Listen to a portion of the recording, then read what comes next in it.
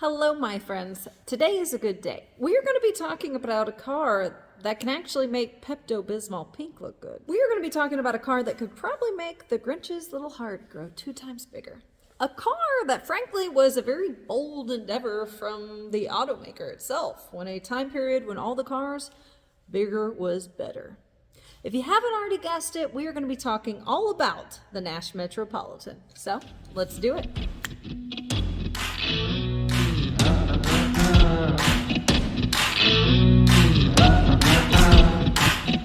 Now, I also think the Kaiser Darren could make Pepto-Bismol pink look good, if you know what I mean. That was kind of a funky little roadster. Now, if you are not familiar with this channel, welcome. Classic car history and automotive history is my hobby. So I make a little nice video every week, and if that's what you like too, press subscribe, press like, and if not, that's fine too. But let's begin. The 1950s was not known for small cars. This was an era that bigger was better, and many car makers were just pumping Goliaths out of their production line. And so it was quite a wild hair when small American car maker Nash Motor Company decided it was going to take a chance and enter the small commuter car market. And just a few examples for the cars that were rolling around in that time period. You had the Hudson Hornet. You had the Chrysler Crown Imperial of that year, which was the widest car ever made. Okay? And then all the gigantic tail-finned Cadillacs and many more. Nash began its production on the Metropolitan in 1953. Now that was 6 years before the incredibly successful Mini would make its debut. Interesting to think how one was extremely successful, one not so much. Chalk it to timing. Obviously the Mini's engineering was like groundbreaking and innovative, but you get where I'm going with this. The Metropolitan was influenced or based on the NXI, Nash Experimental International, which was a concept car prototype that was penned by William J. Flajole. I think I'm saying that right. F-L-A-J-O-L-E. What else could you pronounce that? Anyways, we move on. I'm just going to call him William. William had his own design company, and he had created this NXI because he cleverly assumed that there would be a market for smaller cars in a post-World War II economy. And I mean, he was right when you think about all the German bubble cars and then the Mini, as I said before. So anyways, he came up with this concept and he scouted it out to the big three, and none of them wanted anything to do with it. Chrysler, Ford, General Motors, all of them declined. However, Nash did see an opportunity there. For what and for who was this car designed for? Well, really, it was a go-about car, meant to be the second car in a household, a commuter, a shopping car. Before going absolutely all in, Nash did do a couple of surveys or survey previews to gauge whether there was an actual market for this car, whether Americans would actually purchase a car this small. This truly was a burgeoning market. Post-World War II, you were seeing consumers purchase a personal use car, a second car for the household, an economical commuter. The Metro was in fact the first post-World War II car that was marketed specifically for women. The spokesperson for the Metro was the 1954 Miss America. One of my favorite things with looking through old car advertisements is checking out their slogans. Here's a couple about the Metro. America's entirely new kind of car. This one's probably my favorite of them. Luxury in miniature. Crafted for personal transportation. Automotive critic Floyd Clymer, who actually took a Nash Metropolitan all the way up to Pikes Peak. I've been up to Pikes Peak. That's quite a drive. That's quite something. Now, what he said of Nash Metropolitan was, he said, "It may well be that Nash has started a new trend in American motoring. Perhaps the public is now ready to accept a small car." They weren't quite ready. Interesting thing to know, the Nash Metropolitan wasn't quite the Metropolitan until 2 months before it rolled off the production line. Yes, initially, the Metropolitan was known as the NKI Custom. Does not have much of a ring to it.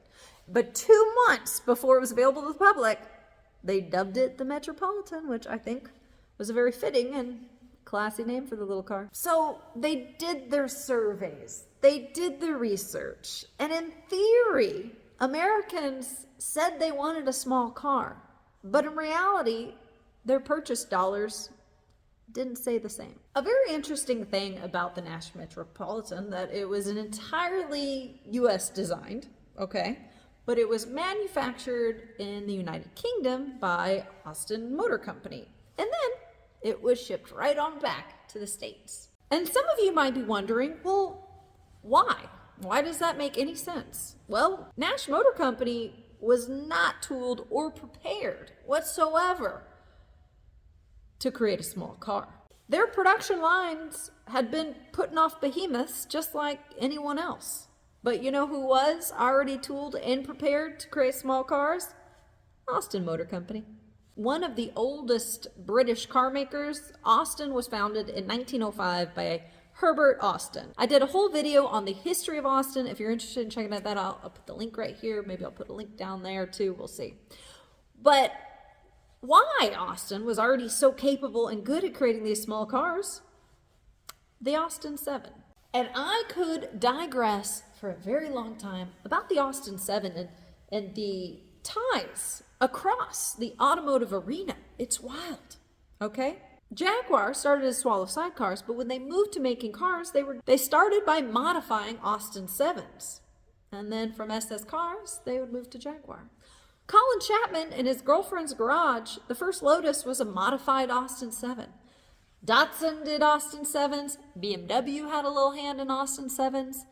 Austin 7 really actually saved Austin Motor Car Company after World War I. So I could digress, but we'll stop right there. I said the digression was going to stop, but I do want to note that at this point, Austin had already joined and become a part of BMC, British Motor Corporation, in 1952. And on that note, since we're talking about corporations, this is right around the time in 1955 when Nash and Hudson would merge together and become AMC, American Motor Corporation. And if George Mason had not passed away, and was Mason with Nash or Hudson?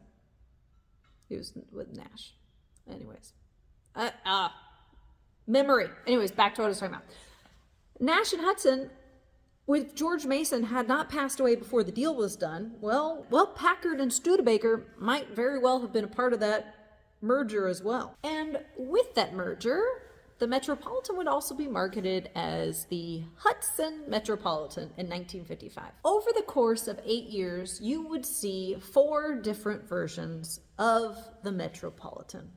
Honestly, version 1 and version 2, not much changed. But with the 3rd series, you would see the very well-known and popular two-tone paint, along with the stainless steel sweep spears on the side and a redesigned grille. The Series 3 is also known as the Metropolitan 1500. Soon, in 1957, AMC would completely drop the names of Nash and Hudson, leaving the Metropolitan to stand alone with its name, Metropolitan. In 1959, the Series 4 would be introduced, and it would soon be best-selling model at 22,000 units sold. Now, full disclosure, at one point while I was making notes, I kind of fell down a little bit of a rabbit hole. All right? There was a industrial designer gentleman named Richard Airbib, and he created this very interesting car called the Astronome out of a Metropolitan. It was a time and space car. It was heavily influenced by the idea of space travel. Now, this car was never ever intended for production, all right? And one of the features was a celestial time zone clock that permitted actual flight type navigation. Pew. And AMC actually paid Richard Airbib to create this. And it did generate a lot of media. What do you think of it? I think it's kind of cool, but I also kind of like funky. Interesting thing is that at one point, right-hand drive models of the Metropolitan were marketed to U.S. police departments. for parking enforcement. The unique styling of the Metropolitan certainly attracted an eclectic ownership.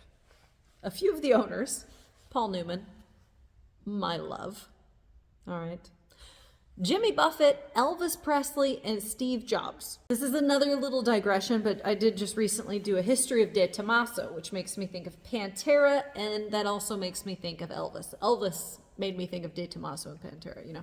Elvis had a vibrant banana yellow Pantera, and when it wouldn't start for him, he shot the car.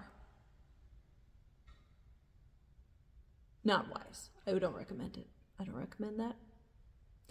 But if you want to check out the De Tomaso history video, check it out here. I'll put the link there or down there. Now we talk about where the Metropolitan went.